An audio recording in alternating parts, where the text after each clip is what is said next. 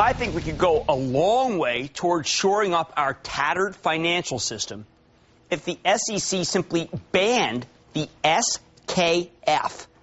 That's a hideous instrument called the Ultra Short Financials Pro Shares.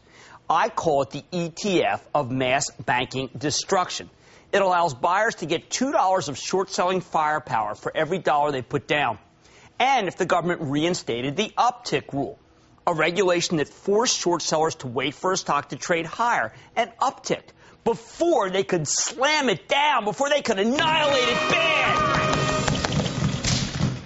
Just two strokes of a pen, and we'd be on much firmer footing.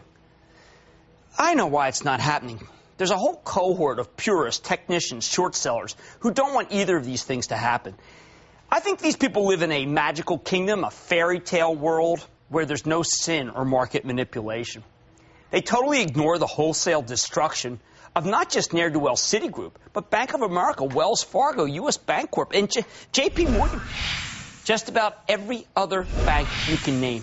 Destruction that was particularly egregious in today's miserable action. Because there's no uptick rule, and because these ultra-short financials are pulverizing every financial in their path. The short sellers, traders, theoreticians, regulators, academics, it's kind of a complex, all worry about ridiculous things like, are you ready? The rights of short sellers to make a profit at your expense, instead of, say, having a working financial system that isn't nationalized by the government. These defenders of the SKF and opponents of the uptick rule want the government out of their trading lives. But they might not realize, ironically, they're putting the government foursquare, great driveway game, in their business lives. Because given the destruction of the common stocks of banks, which somehow under this administration is all that matters to their solvency, they're going to get a level of government interference they would never, ever believe. Look, I hear all the arguments, all of them. The buyers of stocks have it both ways, so the shorts should too. The uptick rule is outmoded by penny trading, and new studies show it doesn't matter. The SKF is a fitting way to get negative trading done on the banks. But I got to ask you, are these really imperatives for our great nation in a time of peril? Of course, I hear the other argument, too, that the banks are all so troubled they deserve to go down. They're all in the same boat. Come on, does anyone really believe that? Does anyone truly think that the common stock of each and every bank is worthless and they're all run by idiots, albeit useful ones if you're short? Please. I have to believe that the people making these arguments just aren't cognizant of the history behind the rules. The uptick rule and the margin rules weren't created to make trading less efficient. That's not an imperative. Now we can do away with them to be more efficient. Is that what we're about? They weren't implemented because we, the regulators, wanted to make it so that the longs could make money and the shorts couldn't. The rules were put in, well, because it was too easy for the shorts to utterly destroy the common stocks as they did in the late 20s and early 30s. They were put in to stabilize things. It was just too easy to stop capital from flowing into the markets and annihilating their functions. The government held hearings during the Great Depression, recognized that it wasn't in the national interest to allow the shorts to sow fear and collude to bring down stocks, wreck the capital markets. That's why the rules were created, not to stymie the hedge funds from making as much money as they can off of you. That wasn't the interest. They didn't even have hedge funds then. They made sense back then because they are not about efficiency of trading, but they're about human nature. They make sense now because human nature hasn't changed. It's easier to spread fear and panic than it is calm. It is easier to get people to jump out windows and sell than it is to get them to feel elated and buy. Now, has anything changed in terms of that goal? You might as well ask, has anything changed in terms of mankind?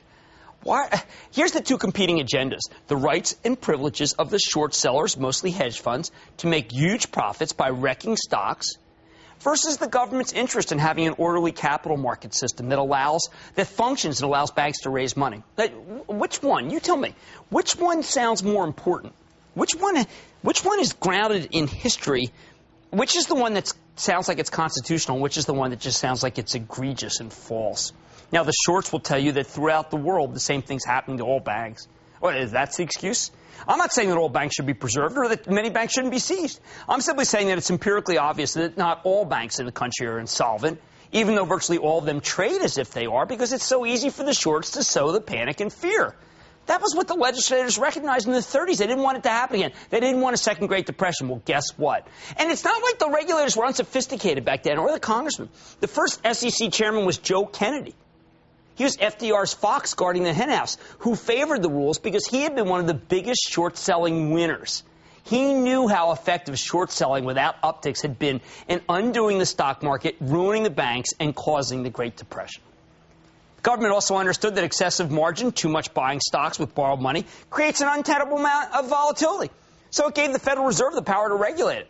The pro-bear ultra funds like the SKF, they're simply taking advantage of an uptick rule and exploiting a hole in the margin rules. The impact, same today as it was in the 30s. Stocks, especially bank stocks, get mutilated. And maybe we have a second depression? I think we need to retreat to the rules that work so well for so long. Forget about these academic studies that were done during the greatest bull market of all time that purport to show that the uptick really doesn't matter. Forget the pleas of the hedge funds. Please, totally irrelevant. You want to know the truth about the defenders of the SKF and short selling with no upticks? You want to know the truth? As a former hedge fund manager who played by the rules and had to abide by the uptick rule, let's just say I suspect their motives. Remember, I was a hedge fund manager for 14 years. I'm not making this stuff. I'm not a reporter. The people who are excusing themselves, telling you that these rules should stay, they're driven by profit, not process. And the repeal of the uptick rule combined with the SKF, these were the greatest profit-generating events in the history of modern short selling. So the stuff about protecting the rights of the short sellers, blah, blah, blah, blah, blah, please, they're just protecting their bottom line. Our bottom line, what's more important to you?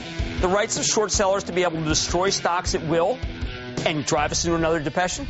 Or having a functional banking system? It's outrageous even that this is a question, isn't it?